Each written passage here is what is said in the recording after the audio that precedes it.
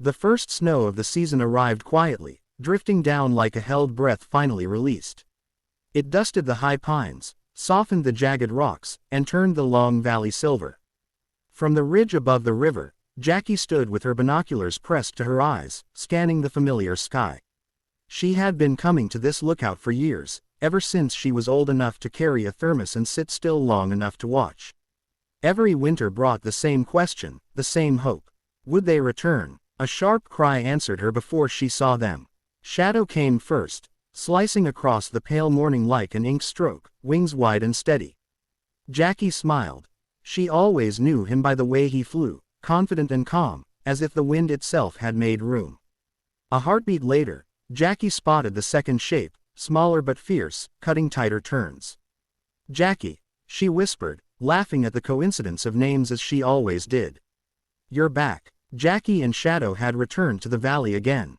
But even in those first moments, Jackie felt it. This season was different. The eagles had been coming back every year since Jackie was 10. The local wildlife center had named them years ago, and the names stuck, spreading from ranger reports to school projects to social media clips watched by thousands. Jackie had grown up alongside them in a way, marking time by their arrivals and departures.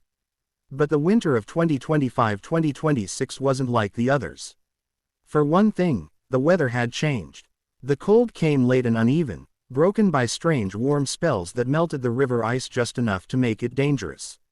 Fish patterns shifted, prey moved differently, even the trees seemed unsure whether to rest or keep growing. And then there was Jackie. She wasn't 10 anymore, she was 16 now, taller, quieter, carrying a notebook instead of just binoculars. This was her last season before graduation, and she knew it. Everything felt sharper because of that. The sky bluer, the wind colder, the stakes higher. She packed up and headed down to the ranger station, boots crunching on frost. "They're back," she told Mr. Alvarez, the senior ranger, who looked up from a weather map pinned with red flags. "I figured they would be," he said, smiling. "They always find their way home." Jackie hesitated. "Do you think they'll stay?"